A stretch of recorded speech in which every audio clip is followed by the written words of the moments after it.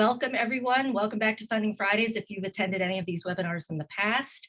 My name is Effie McLaughlin. I am the Director of Grants and Research Programs in the CUNY Central Office of Research. I oversee many of the internal funding, seed grant funding programs for the university, as well as many of the research development activities, of which this is one. So I'm extremely excited to have the panel that we have here today. Funding opportunities for artists and performances. I've received a number of requests. Actually, this webinar itself emerged out of a number of requests that came to me because we had a very well attended webinar with one of the program directors from the National Endowment for the Humanities last year that talked more about sort of scholarly academic humanities type work, digital humanities type work. And it sort of emerged out of that. People had requested, you know, we'd really like to find out more funding opportunities for performing arts, for creative arts. So that's why we are here today. And so I'd like to welcome our speakers are all going to introduce themselves, but allow me just to say that we have today Alyssa Alpine, who's the director of the CUNY Dance Initiative, Madeline Cutrona, who is a senior program officer at the New York Foundation for the Arts, Brian Glover, who is the deputy director of grants and programs at the Bronx Council for the Arts or on the Arts, Gargi Shinde, director of grant programs, Chamber of Music of America, and my colleague in the Office of Research, Research Operations and Strategy Officer, Dan Seatman. So we've had a great response to this, about 120 people registered, so I can see that there's a very high demand for this. This webinar series, for those of you that are not familiar with it, is a partnership with the Research Foundation Office of Pre-Proposal Support and also the Office of Library Services to provide resources for research development, support and information for researchers across the university at all levels. So from undergraduates on to staff and program, research administrators. So our Funding Fridays calendar is up on our website. I put the link up there. We're actually sort of nearing the end of our 21-22 season. We only have a couple more webinars coming up, but we hope that you will join us. If you're a CUNY faculty member or a CUNY staff member, if you have any engagement with the Research Foundation and hope to receive grants, we're going to be doing a little bit of a primer for new principal investigators, project directors next month.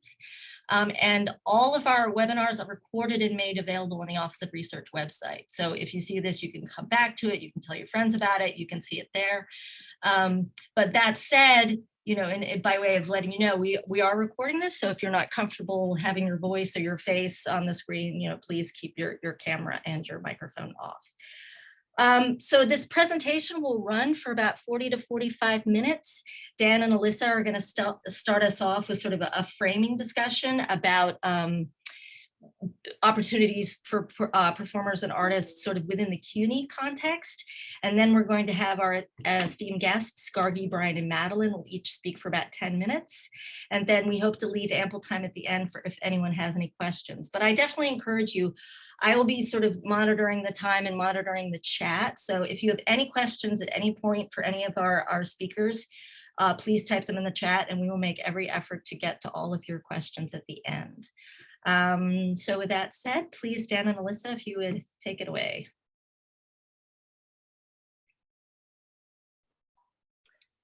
Thanks, Effie, and thank you, Dan, also for helping put this together. My name is Alyssa Alpine. I'm the director of the CUNY Dance Initiative.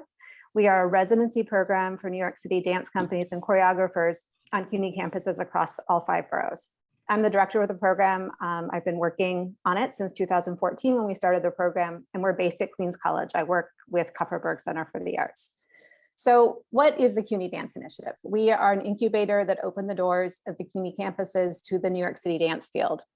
We provide what I call the holy triumvirate of space, time, and money to choreographers and artists from very diverse backgrounds. We do this by opening the doors to studios and stages that might otherwise be sitting empty at certain times of the year.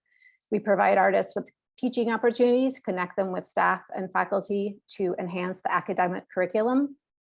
And in the case of a performance residency, this is an opportunity for both the artist and the host art center on the CUNY campus to discover and reach new audiences. I have to say, I'm doing this very quickly. I want to leave time for other things, I will be so happy to answer questions about our program. But we, just like everyone else, do fundraising. So how do we do this? We have our own, what I call fundraising dance. Next slide, please, Dan. And we receive grants from public sources like the National Endowment for the Arts and also private foundations. This funding allows us to award residencies to individual artists, artists who are fiscally sponsored, and then also established 501c3 organizations or companies.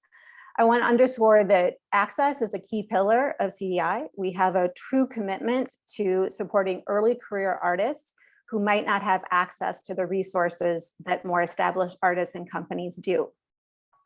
And because of this demographic, I spend a lot of time providing fundraising advice and strategy to these early career artists who are just figuring out, how do I get what I need to do the work that I want to do? I have over 20 years of fundraising and grant writing experience in the arts, for better or for worse.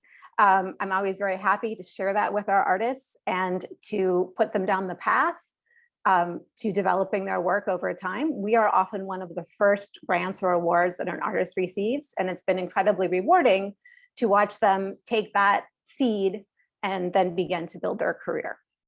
So with this in mind, at this point, I will turn it over to Dan, who is going to give us an overview of the arts funding landscape, which is very useful to individual artists and faculty.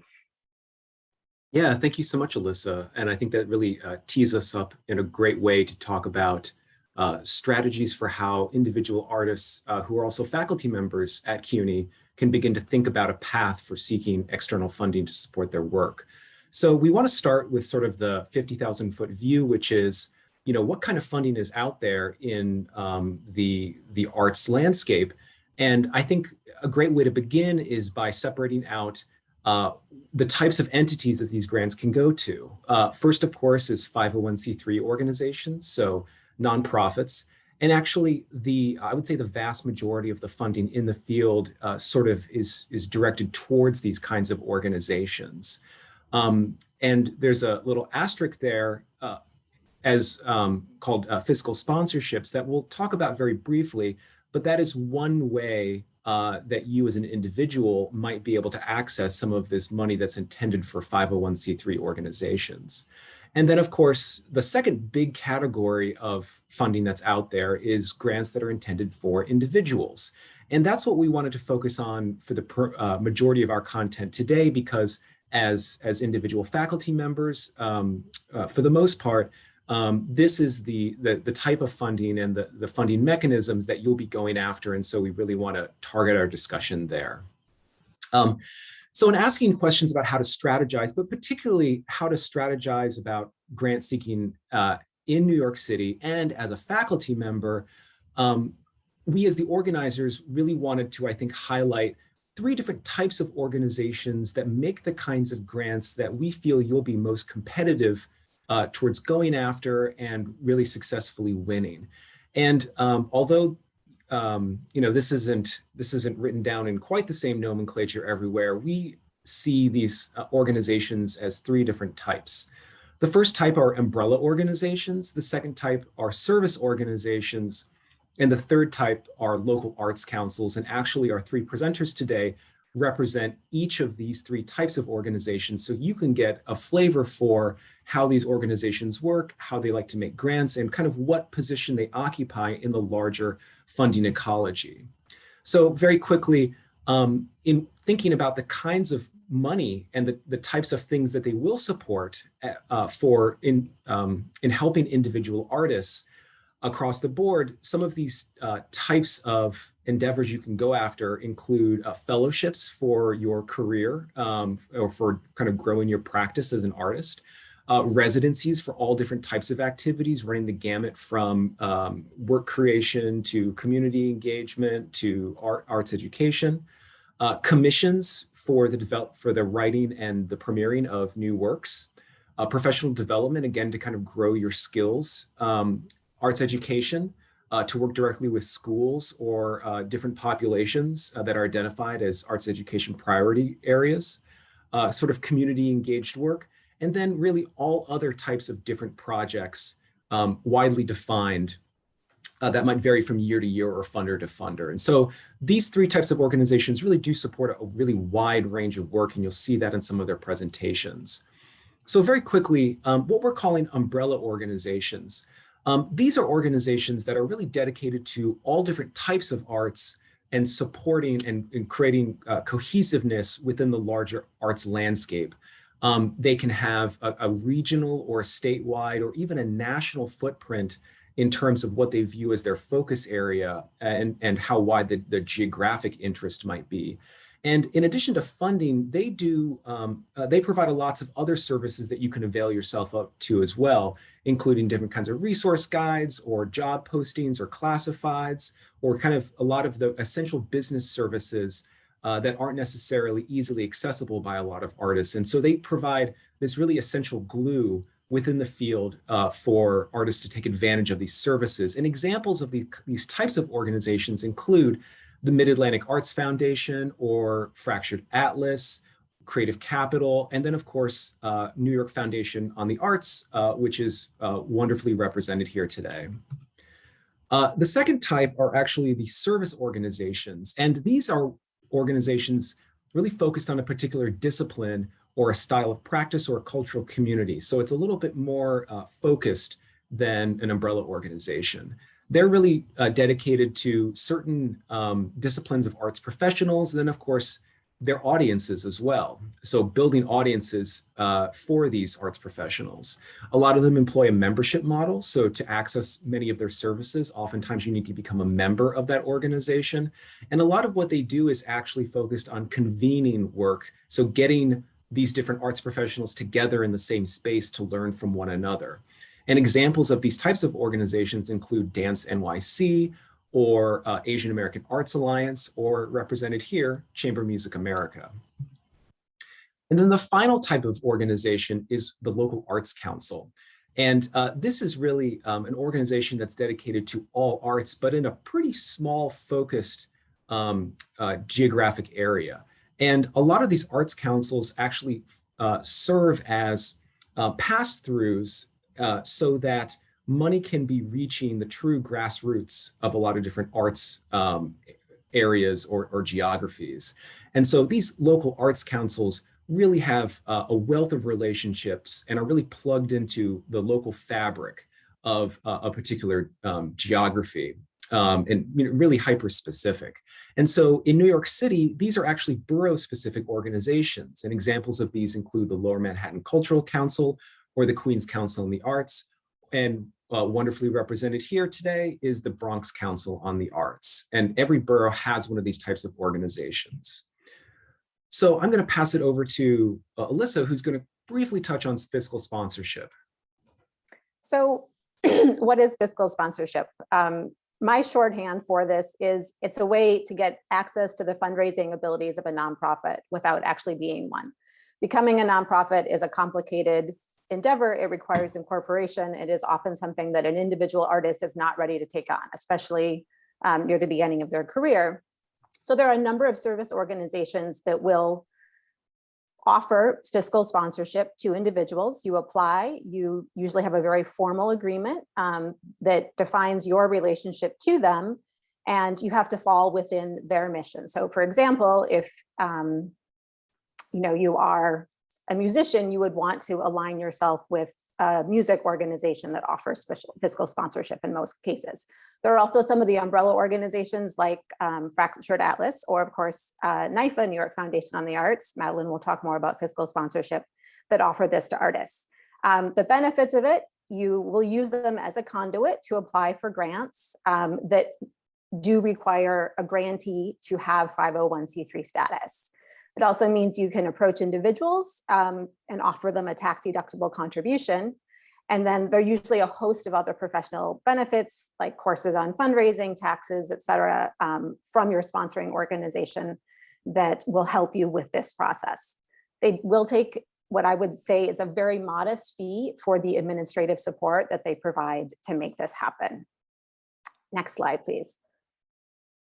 So this is just a quick overview of some handy fundraising sources, both within the CUNY system, which Dan will touch upon, and then also in the broader funding community.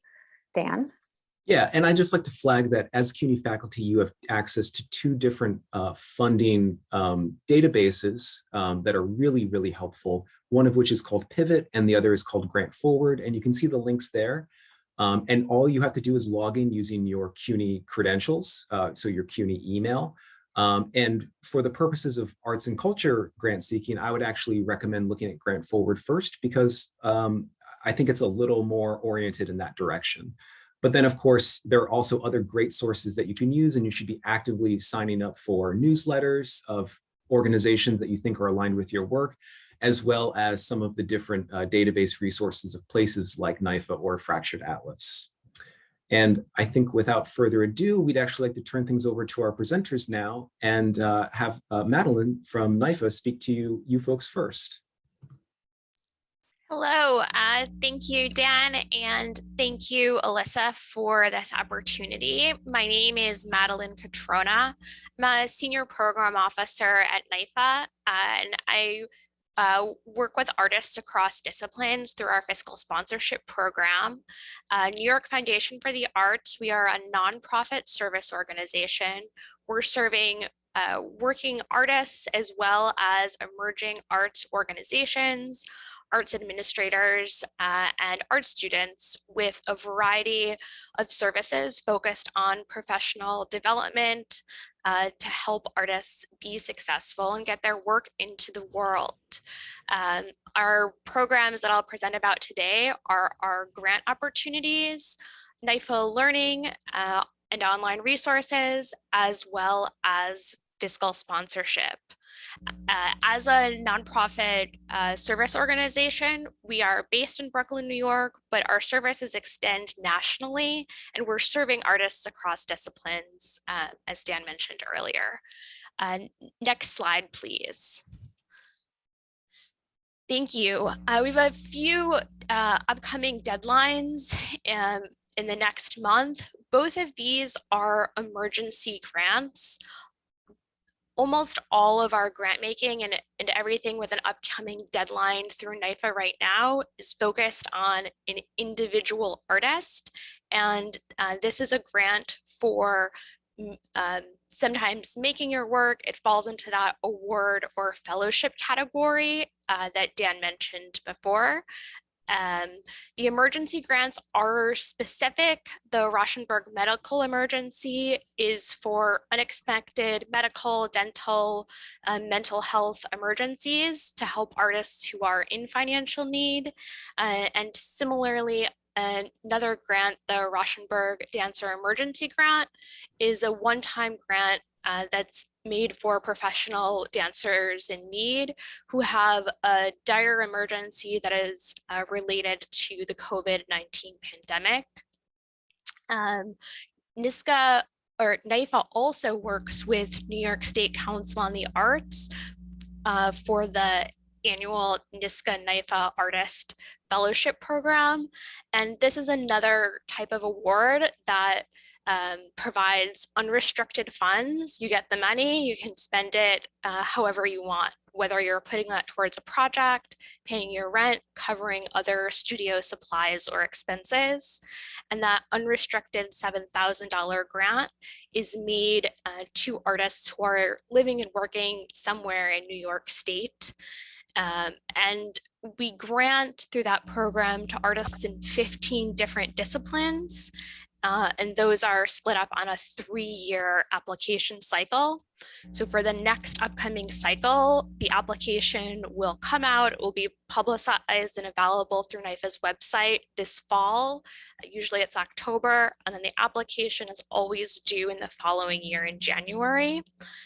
The 5 categories that we'll be accepting applications in this year are for artists working in craft or sculpture, digital or electronic arts, nonfiction literature, poetry, and printmaking, drawing, and book arts. Those are all one big category. If you are somebody who's working in video or painting, check out our website. Those grant cycles will swing around again in upcoming years. most of NYFA's grant making is made as a partnership between another organization and NYFA. So in the case of our emergency grants, we're working with the Rashenberg Foundation to help provide these grants to artists and get money to folks who need it. Similarly, through the NYSCA NYFA Artist Fellowship, we're working with the New York State Council on the Arts. There are two other awards that will come up this year, both in fall of 2022. Those are the Recharge New Surrealist Prize, which is a $7,000 award specifically for painters who are working in a new surrealist style. This is a national grant. And the Canadian Women Artists Award is for Canadian women artists who are currently living within the state of New York. And this year, the literary arts is the topic featured through that grant. Our grants change frequently, so if you're not on NYFA's email newsletter, it's the best way to stay up to date. You can also follow us on social media. Grant opportunities are always publicized there. Next slide, please. I also wanted to just touch on some other programs which circulate through NYFA Learning and online resources. We have an upcoming event about taxes for artists. 'Tis the season. I hope you can join us. That's happening next week. And we'll have a panel later this month about breaking into the world of public art. In addition to that programming, we work with artists through the Immigrant Artist Mentoring Program, and participants need to be living in New York City or commutable within the New York metro area to join. And we also offer career advice for things like grant or proposal review, website review through both Doctor's Hours and NYFA coaching. We currently have an application open for an entrepreneurial incubator for executive leaders of color. This is for leaders of color who are working within the 5 boroughs, and applications are due Monday, the 14th of March. So please get your applications in or spread the word to your colleagues who are working in the sector. Next slide, please. Our work and resources and information about researching grants, crafting proposals, and reaching out to individual donors is also available for free through our website. Please check us out. These are some of the highlights that I wanted to touch on. And next slide, please. If you are an artist who is pursuing a project and you want to access more grants, if you're interested in offering donors the benefit of a tax deduction, or potentially bringing on a corporate sponsor to help fund your project, you will likely need to be working with a fiscal sponsor. As Alyssa mentioned earlier, the fiscal sponsor's job is to help an individual access these larger fundraising resources. And NYFA offers a quarterly application deadline to our fiscal sponsorship program. Our next deadline is March 31st, and that application is the first step to unlocking that fundraising potential. And please reach out to me with any questions you have about the program or our grant applications. Without further ado, I will pass it back to Dan. Yeah, thank you, Madeline. And actually, next up, I would like to pass the mic to Gargi Shinde from Chamber Music America. Hi, good afternoon, everybody, and thanks to the Research Foundation for inviting me to speak. My name is Gargi Shinde. I'm the Director of Grant Programs at Chamber Music America. I oversee 7 grant programs for CMA, and we are slated to distribute over $1.5 million in grant funding a majority of which goes to individual artist ensembles and also organizations, community-based organizations. We are a national organization with 2 New York City specific programs, which I'll be talking about. But a little bit about what CMA is. We are a network organization supporting the small ensemble field. The only stipulation we have, you must be, of course, a musician, a composer, like the great George Lewis there, who is also a faculty member at Columbia University. And you must be a practitioner of small ensemble music. Now, Chamber Music America, by its very name, refers to classical Western European music, but our programs have developed to support Western contemporary classical music, but also world heritages and traditions and the great American tradition of jazz music, of course. We offer professional development services, grant programs, publications, networking events, and an annual conference in New York City. Our programs serve ensembles, presenters. So for example, even CUNY can apply for a grant with us if they wanted to present music.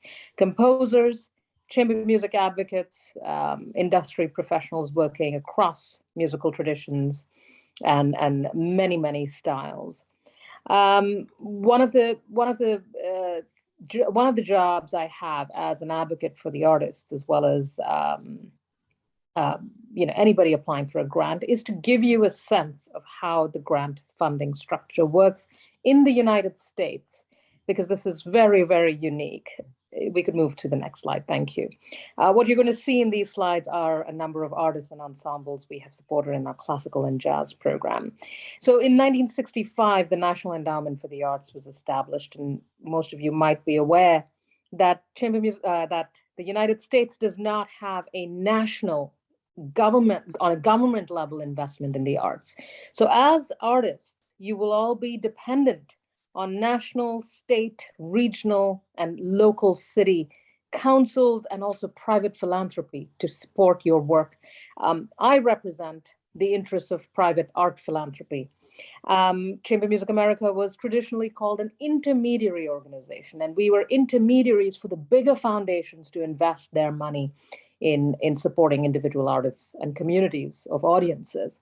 So our organization is funded, our grants in our organization are funded by the Doris Duke Charitable Foundation, the Andrew Mellon Foundation, the Gilman Foundation, the New York Community Trust. You're looking at a few composers here, Andy Akiho, Jesse Montgomery, George Lewis, and Tyshawn Sorey in the very beginning. They are all supported by the Andrew Mellon Foundation's investment in our classical commissioning program. So Chamber Music America has 7 offerings currently for individual artists. I must say, we do not require individual artists to have any kind of 501c3 status or even fiscal sponsorships. We make our grants directly to you.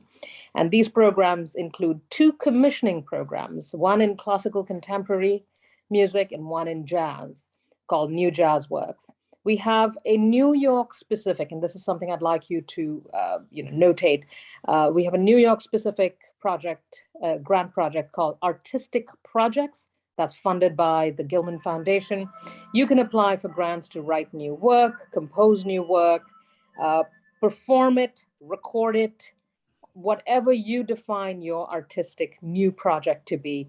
That will be funded through the Artistic Projects program at Chamber Music America. You can also be interdisciplinary.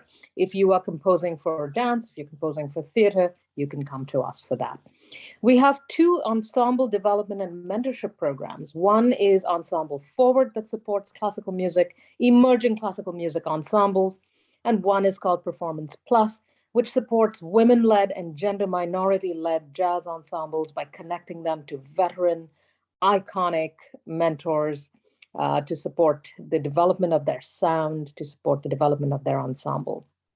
We have presenting grants in jazz called Presenter Consortium for Jazz.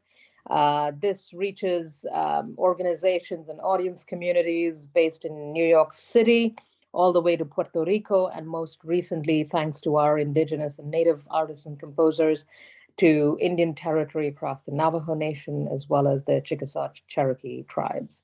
We also have a residency program, which just last year we pivoted to a virtual residency program, because we realized artists needed to remain creative, and they also needed to continue to engage the communities, which they do so effectively. And by allowing this grant program to fund their virtual activities and develop some high quality video content, these artists were able to remain relevant, were able to engage their audiences, and continue to build and expand, and even most importantly, have ownership for data analytics, something that the big tech industries often don't give you when they're streaming your work or selling your work. So one resource I'd like you all to start with, whether you apply for a grant at CMA or you apply for NIFA, NISCA, no matter where you are, I would like you to look at a document called How the United States Funds the Arts. It's a wonderful document developed by the National Endowment for the Arts. It gives you a complete structural understanding. And this is an understanding that I have discovered in my work most artists are kept away from. So I would ask you to just Google this, How the US Funds the Arts, and go through this document. Each of these artists that you're looking at this on this slideshow today are all faculty members like yourself. They are professors, full-time professors, adjunct professors, instructors, but they are also MacArthur Geniuses, Guggenheim Fellows, Pulitzer winners. They are all just like you, educators, but also practicing artists, very, very dedicated, not only to their fields, but also dedicated to changing, bringing transformative changes in social and artistic areas in their work. And so one of the, I want to give you a quick idea of the statistics that I deal with. First of all, the National Endowment for the Arts entire budget is less than that of the city of London alone. So in the United States, artists have a very unique challenge of working with a very limited appreciation for the arts. And I'm not afraid of sharing the bad news with you, because then you know how best to navigate this. In our classical music program alone, we have supported 257 original works since we started this program, and in jazz, we've supported 265 original works, the creation of these works. Chamber of Music America in 2016 put out its statement of commitment to racial equity in the arts. And here's where I want to share some statistics with you. Of all the multi-million-dollar grant making, less than 3% goes to women. And less than half of that goes to women of color. Latina women are pretty much at a zero. Indigenous women are completely absent. So Latina and Indigenous practitioners are virtually absent from receiving these funds. Black women barely make it. Under 20% of the multi-million-dollar investment in grant making in the arts, under 20% goes to artists of color. And there are just various categories in that. So you will come across a commitment to balancing the field through most of the organizations that you apply for funding to. It's very, very important to understand what program you are applying to and what it supports and what it is seeking. A good grant making program should not interfere with the artist's practice. A good grant making program should not dictate the way artists develop their work. What you're seeing on the screen right now is music funding. And of course, Chamber of Music America, I am representing as a music funder. So I wanted to share a few more resources with you, of our peer organizations that have recently also developed robust funding. And the absence of a federal attitude or good investment in the arts has also in the pandemic revealed significant amount of gaps in resources for artists. And this is an area that we are all very, very cognizant of, and it's all very moving relatively faster, not fast enough always, but relatively faster than it has in the past. The reason I share all this information with you is to say that this is honestly the best time for you to be activated as an artist and for you to reach out to us as organizations, for you to share with us what it is you practice, how it is we can best support you. My biggest obstacle as the director of grant programs was always the individual artist not having access to the information alone, forget getting a grant. So why don't we, Dan, we can just, I realize I haven't shared my email on the slide, but my name is Gargi Shinde and my email address is gshinde@chamber-music.org. And if you just went to chambermusicamerica.org, that will give you a good entry point. So this presentation today is to stir your curiosity and come to the Chamber Music America website, where we talk in detail about our grant programs, and you can see databases of artists we have supported. And with that, there's so much always to discuss in regards to how it is we can support artists through 7 programs, but I'll pause here because I'm sure you'll have questions and I'll take them individually. So Dan, thank you very much. Yeah, thank you, Gargi. I think we might just hold questions until Brian is done with his presentation, and then the floodgates will open. All right, Brian, thank you so much. Thank you, Dan, and thank you for the invitation to speak with you all this afternoon. So I'm here from the Bronx Council of Arts. My name is Brian Glover. I'm the Deputy Director of Grants and Programs at the Bronx Council of the Arts. And so the Bronx Council of the Arts, or BCA, is one of several arts councils in the city. Each borough has an arts council. And there's also arts councils, like I know there's Arts Westchester, and there's some on Long Island. So the state has or different areas of the state have established arts councils, and they receive state and city funding to redistribute locally in the case of New York City to the boroughs of the artists in which the councils live. So we focus specifically on artists, individual artists in the Bronx, organizations as well, but for today, the individual artists. And much of what I talk about is going to be similar to the other arts councils if you live in one of the other 5 boroughs of New York City. Next slide, please. I want to talk a little bit about what BCA does. So we have been an advocate for cultural equity for a long time. We nurtured the development of artists and arts organizations and built connections in and beyond the Bronx. This year, we're celebrating our 60th anniversary as an organization. And so we've been one of the early organizations to really push for cultural equity and diversity of funding in specifically the arts ecosystem in New York City.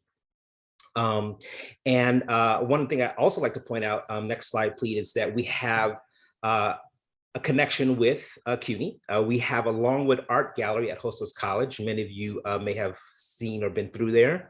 At this gallery, we present exhibitions of often underrepresented artists from around. We've had a big African exhibition a few years ago. A couple of years ago, we had an exhibition of artists under 35, which was very well attended.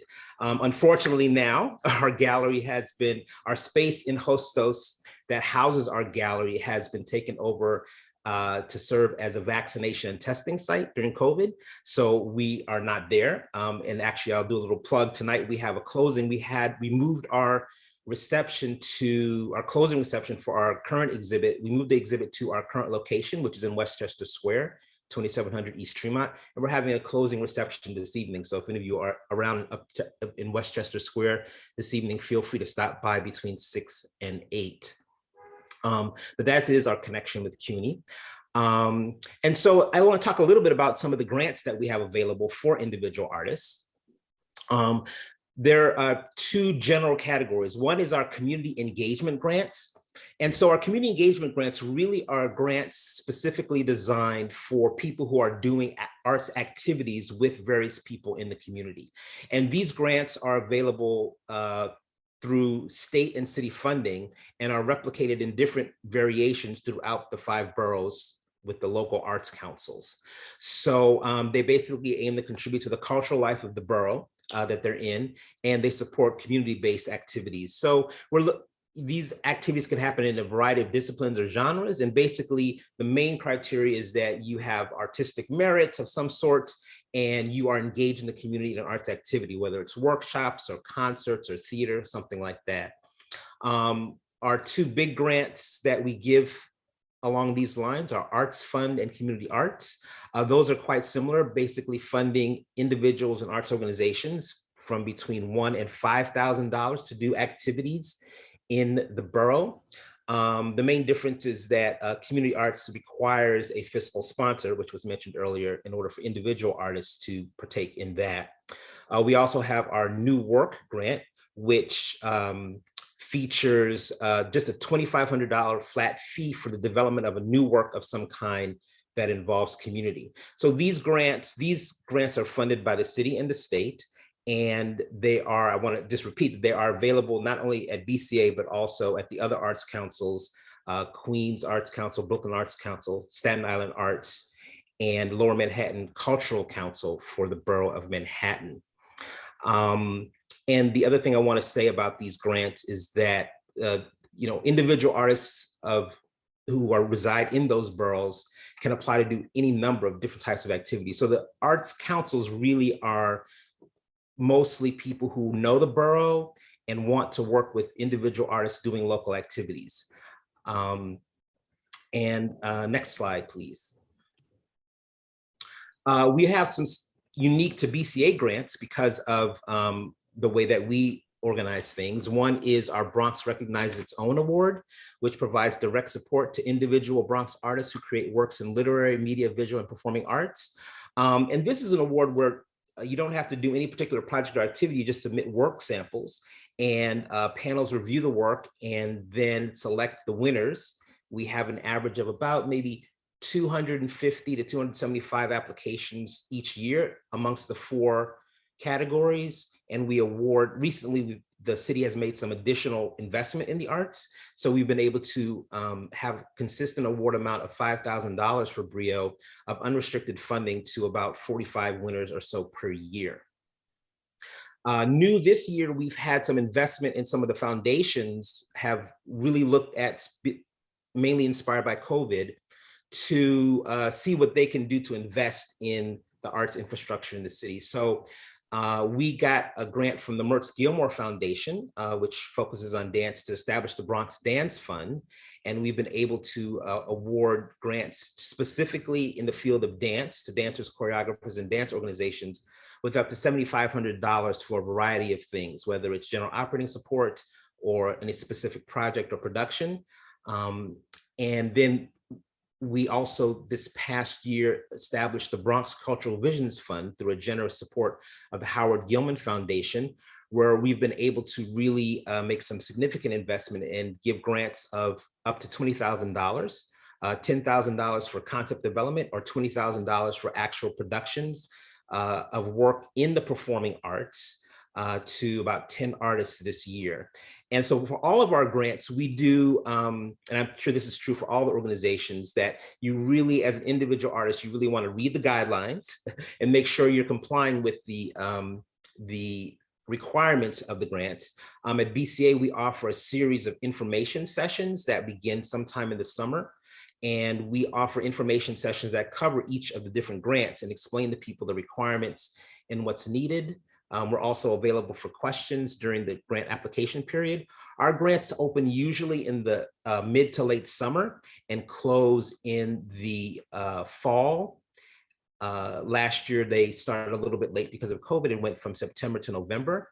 But each year throughout the application period, we offer a series of information sessions that people can attend in person in the before times, but now on Zoom, to get information about the requirements, the necessary items that you have to have so that people can have successful grant applications. At the Bronx Council of the Arts, all of our grants panels are staffed by people from the community in case of our engagement grants, or people outside the borough for Bronx Recognizes Its Own for professionals in particular disciplines to look at the various grant applications. Next slide, please. In addition to our grant opportunities, we offer artist residencies. The longest residency program we've been running is something called Su Casa, which places individual teaching artists and residents at senior centers, the official Department for the Aging senior centers throughout the city. This is a citywide program where teaching artists or sometimes arts organizations are matched with senior centers to provide arts engagement activities for seniors. There's a whole field of the benefits of the engagement with the arts for senior communities. So we do the individual placement of teaching artists in senior centers throughout the Bronx. A few years ago, we started our own artist residencies in partnership with community organizations. We do 12-week placements of artists in community-based organizations. We've done one with Destination Tomorrow, which is the Bronx's LGBT Center. We've done Empowering Marginalized Women and Girls. We have a long-standing one at Morris Park Library. So these are a few of these are where we actually take applications and pair individual artists to do a 12-week program engaging the organization's community or constituency. We actually will be opening up next week or so opportunity for individual artists who want to work with youth who are in the juvenile justice system. So for all of our information, I would encourage you to go to bronxarts.org and you can sign up for our mailing list there. In addition to artist residencies, we also provide a few other artist resources. We have an artist sustainability workshop series where we do professional development covering topics such as, actually we're finishing one next week called Bridging the Gap, Social Media Strategy for Artists. In the past, we've done Breaking into the Art World, Best Practices for Virtual Engagement, and even financial wellness workshops. So those are some of the resources we offer. And also I want to point out that we do have a Bronx Artist Registry through our website where any individual artists for free can register themselves as an individual artist. And whenever anyone calls BCA and looking for artists, we basically refer them to our artist registry. So we encourage all individual artists in the Bronx to sign up on our registry to sort of be listed there, that you can upload information about yourself as well as images of your work. And we refer people there to find artists. And I think I'm about at time, so I'll stop here and look forward to getting your questions. I'll pass it back to Dan. Thank you so much. Yeah, that was phenomenal. Thank you, Brian. And Effie. Well, thank you so much, Brian, Gargi, and Madeline, and Alyssa, and Dan also. So we do have some questions in the chat, and I think I'm going to just start. So there was, I believe, Gargi, you were the one that referred us to the how the US funds the arts document. And there was one question, which I think you sort of answered, but I clicked on the link and I noticed that it was from 2012, 2013. And of course, my immediate reaction was, that's a little old. But I mean, do you just want to speak a little bit further in terms of if the structure has changed or, I guess the relevance of this document? Certainly. And I apologize in advance. I do have a hard stop coming up, so I'll answer this question. And please email me if there are any musicians, ensemble members here. So the general grant-making structure remains the same. Unfortunately, data in the arts is collected once every 10 years. That's how we have. And that's the reason these sort of studies are so slow moving. What this document will share with you is why the structure was created. And as I indicated, there's IRS tax provisions because, a lot of the foundations, these are tax havens. And this is investment. So one example is the Doris Duke Charitable Foundation. One of the reasons it has such a wonderful commitment to jazz music is because Doris Duke, she loved the music. And when she, in her will, she said, part of my estate must go towards supporting jazz musicians. And also they support theater, robust support for theater and jazz and dance as well. So you'll see various reasons, but then within this structure and within private philanthropy, which is actually faster to pivot, we also saw McKinsey Scott, who just distributed so much money to private organizations and just said, here, we've seen what you've done on the field, and I believe the word on the street was that the organization CEO just got a phone call. And their wealth managers said, hey, we would like to provide and invest this money. And are you in a financial capacity to absorb this funding? Everything that has that you see in this document, and I really urge you all to study it well. You know, it's a very well-written document. Also shows you that you are entering a system of grant making. So what does that mean for an artist? It means that don't just show up and spend your time writing an application and be done with it. You know, that's not a good way to do it. It's really a good way to really understand what the system means, what the organization offers. You'll also see some great statistics in that document. How much does the average American citizen invest in charitable giving? The highest number is religion. Americans give their charitable dollars to religion, to education. Arts is sadly, at the lower priority scale. So it's a really great way to understand, how your work is perceived as an artist. And it's not, don't become demoralized by this. You are artists. You will do this regardless of support or no support. But this is just to tell you that there is support out there. And most of you are not even aware of what's out there to support your work. So this is a way to simply empower you to come in and challenge these systems and these structures and these institutions that even I represent with your aesthetic contributions. Wow, what a wonderful segue. So that was you sort of summed up the entire point of this entire presentation, that it's just about making you aware that there are organizations and people and structures out there that you can apply to for funding. So there's a number of questions in the chat, which I can respond to a little bit, working from the Central Office of Research, but I'm also going to defer to Dan and Alyssa. But so the point of this webinar was to alert CUNY members, CUNY artists and performers to external funding opportunities as individuals. So the point of this wasn't so much to talk about internal funding opportunities, but as a person that's been working in sponsored research at CUNY for, 15 years now, I will say that probably as a performer, as an artist, really the only source for you to get funding internally to CUNY is the Psc Cuny Awards, which I hope that you are all aware of. It's through the union. And I can put up the link that's on the RF website. They're awarded every year. There's actually a fairly good rate of awarding on these, and they're awarded across all disciplines. So that's probably the main source of funding for artists and performers within CUNY, is through the Psc Cuny Awards. Through our office, the Office of Research, our internal seed fund granting programs, we currently have no awards that fund creative and performing arts. We used to run a book completion award that funded scholars who are writing. It did fund poetry, fiction, but it had to be a scholarly written production artifact you were producing. But that's currently not running, but we hope to actually have that. We hope to maybe restart the book completion award at some point in the future. And so you should, if you are a CUNY faculty member, you should look out for that. But I would like to defer to Dan and Alyssa if there's anything that you have to say, because the other thing that you should know is that there's university-wide resources, and then colleges also have individual resources, arts organizations. I know Alyssa works with the Kupferberg Center for the Arts at Queens College. There's also foundations at the colleges. So it's a good possibility that there might be opportunities across the 25 colleges and schools of the university that I am not aware of. So to Dan and Alyssa, do you have anything to chime in about that? Yeah, Effie, I might add, I think your assessment is spot on about the internal versus external situation. There might be a smattering of very small internal grants, college to college, and certainly there is the Psc Cuny Grant Award, and there is there's an arts track there.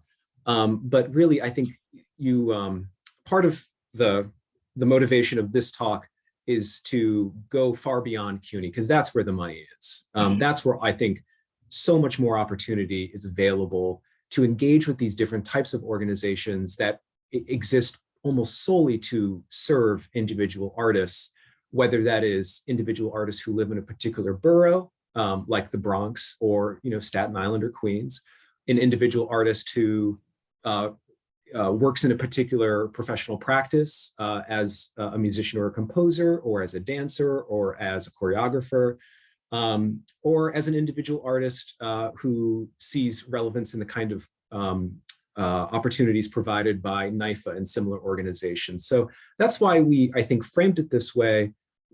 showing you the umbrella organizations, the service organizations, and the arts councils, because this is the low-hanging fruit, and you can go after all three types of organizations simultaneously in terms of the resources that they offer. So that's my take on it. I'm just going to add one thing, because I sit from a perspective where we look at the resources that CUNY has to offer that aren't necessarily money, but it also can be space, it can be access to a community. And I would, depending on the project that you're looking at as an individual artist and how that relates to your work within your position at CUNY, I would encourage you to think about how can you perhaps tie the CUNY community to that as part of your funding proposals that are going to external sources, but then also think about internal resources like what we call in kind in the fundraising world that will help you realize your vision. Great. And I see that you also said you had a note about visiting the CUNY Dance Initiative site to learn more. We had a question that was specifically, I think, for you, Brian. Natasha, I don't know if you already answered in the chat, but Natasha she said, I work in Hostos but live in Harlem. Would I qualify for any grants because I work in the Bronx, or do I need to reside in the Bronx as well? Yes, I saw that question. I did answer that, but for everyone who's listening, I just wanted to address as well. The Arts Council grant making is based on residency. And part of our presentation is to tell people, even though you might work in the Bronx, but if you live outside the Bronx, because a lot of people, do cross-borough activities in New York City. But unfortunately or fortunately, the idea is that the tax dollars from the local community go back into that community for those residents. So you do have to be a Bronx resident to apply to BCA, but you can apply to the Lower Manhattan Cultural Council. There's also the Northern Manhattan Arts Alliance, there's Harlem Arts Alliance. So look in your local borough to see what resources are available. I also put one more resource in the chat I just want to make people aware of. There's currently a Creatives Rebuild New York opportunity. So I put that link in the chat as well. Individual artists can apply for some things through that. So you might want to check that resource as well. Thank you for adding that to the chat, Brian. I'm excited to see it there, and really encouraging everybody to look at that link. Absolutely, absolutely. Also, if you are a New York State resident, the New York State Council on the Arts has one of their programs is to grant funds to individuals. Their guidelines for next year, they fund on a calendar cycle, have not yet been released. So now is the perfect time to get on their mailing list so you can stay up to date and review those guidelines when they come out.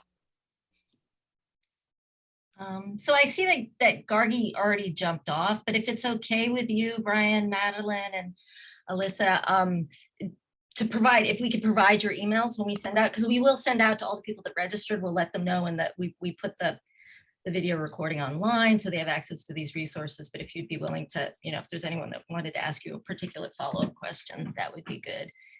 Absolutely. Here, Gargi offer her email address as well. So I'm going to capture that. So are there I don't see any other questions in the chat. Does anyone else have any other questions? You could, if you want, you could just unmute yourself. We just have a couple minutes left. Well, no. Well, thank you. Thanks everybody for dropping URLs and emails. I think a lot of us probably have a head full of questions that we'll want to follow up on later. So really appreciate that people are dropping emails and URLs in the chat.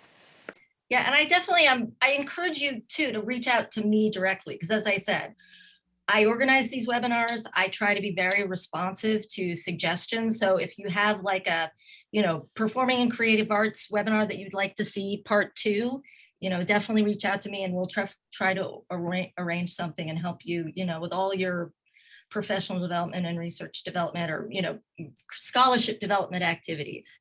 So thank you so much, and thank you in particular, Brian, Gargi. I know Gargi left, but Madeline and Alyssa and Dan, and who am I forgetting? Did I forget someone? Thank you all so much for joining us today, and we'll see you soon. And make sure to check out our website, and I will definitely send you an email when we put up the webinar. Thanks so much. Happy Friday, everyone. Thank you. Bye, folks. Thank you.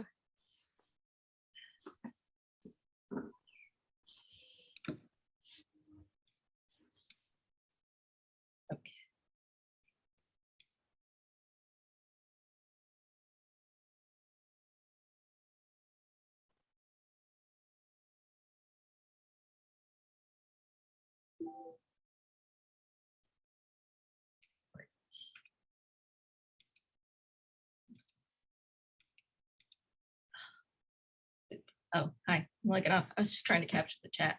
Do you have a question, Alyssa, or you're just waiting to log off? Okay. Oh,